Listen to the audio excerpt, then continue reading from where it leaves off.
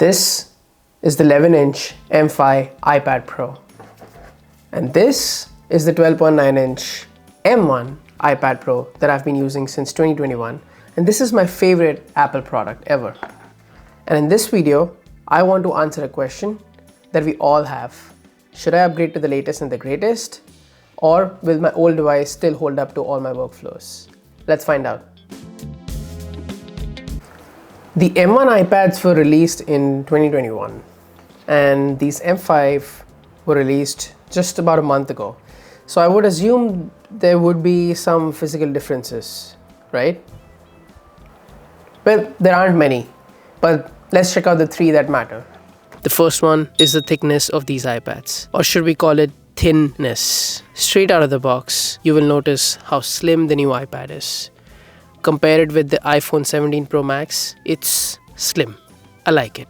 The M5 is 5.3 millimeters and the M1 I have is 6.4 millimeters. So about a 1.1 millimeter difference, which is not a lot. You'd usually only notice the difference when you'd hold them together. If you're someone who does not use a case or magic keyboard with the iPad, this will feel great in hand.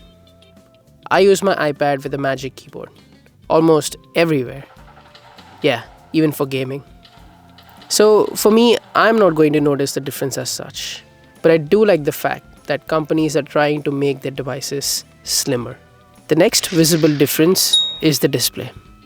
From the outside, the iPad is nothing but a block of screen. And most devices are moving towards OLED displays. And Apple did too last year with the M4 iPads. This tandem OLED display is beautiful. The colors look vibrant and gaming or watching YouTube is so much better. The display on the 12.9-inch M1 is not bad either. It has mini LED IPS panel which is bright and has beautiful contrast. But it's not OLED. Both these screens have 1000 nits of max brightness and 1600 nits for HDR content. Obviously, the OLED screen is a clear upgrade and I do really like it, but I'm not sure if this will be a good enough reason to justify the upgrade from the M1. Let's talk cameras.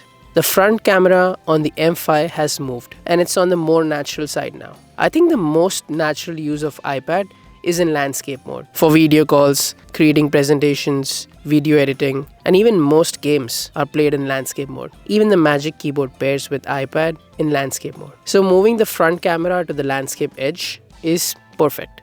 The only time I use the iPad in a portrait mode is when I'm on Instagram. Yes, we finally have an Instagram app for iPad. Or while playing Subway Surfers.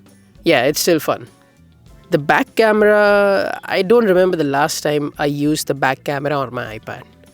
The only use case for the back camera on the iPad for me is scanning documents. The iPad form factor is just too large for me to click pictures. I'd have to hold it in one hand and use the other one to zoom in or focus or something, which would be uncomfortable, especially with the 12.9-inch one that I own. But the cameras can shoot 4K, so it could be used as a secondary camera depending on your workflow. Moving on from the physical differences, let's talk about the internals, and specifically the new M5 chip. It's a newer chip, so on paper, it will be faster and better performing. But by how much? Let's compare the performance in some of the common use cases.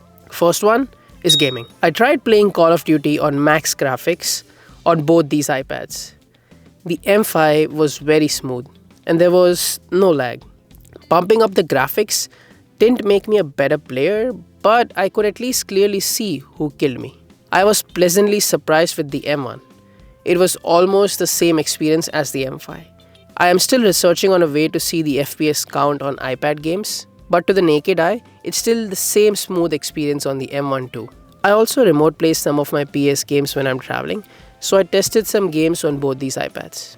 Since the performance of cloud gaming would mainly depend on the network speeds, I did get similar experience with both these iPads. Playing FC24 on M1 was slightly laggy though. I don't think it was due to the chipset though, since other games worked just fine. The newer generation is obviously going to be very smooth, but for casual playing, which is what I mostly do on the iPads, the M1 still holds up extremely well. I wouldn't upgrade if gaming is the primary use case. The one thing that I did notice was that the bigger 12.9 or the 13-inch screen is a better experience as compared to the 11-inch if you're not going to play handheld. If you want to play some games handheld, the 12.9-inch becomes a little difficult to hold. The M1 is also about 200 grams heavier, which does not make it very ergonomic just to play handheld.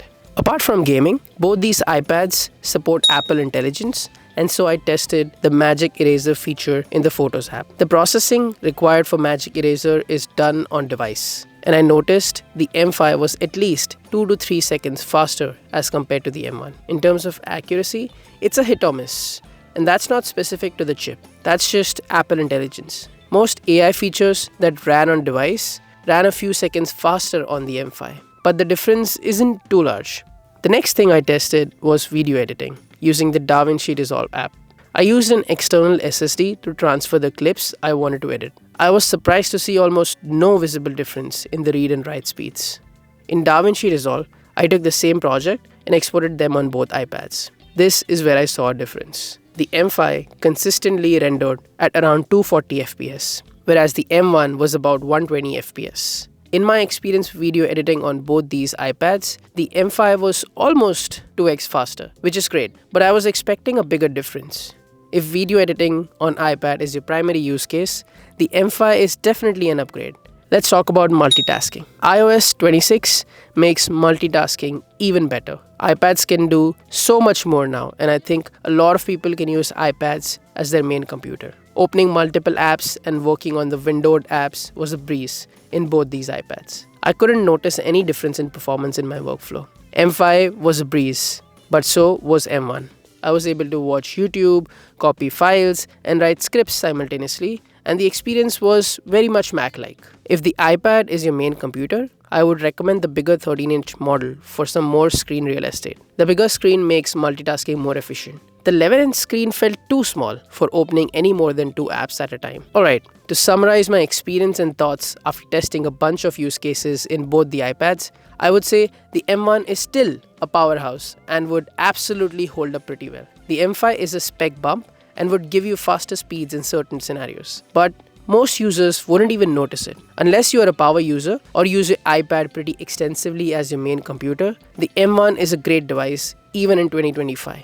For me, I use a MacBook for video editing, writing code, or other complex use cases. Whereas the iPad is a device I use when I want to relax, watch a soccer match, or a movie on bed, or even write some scripts.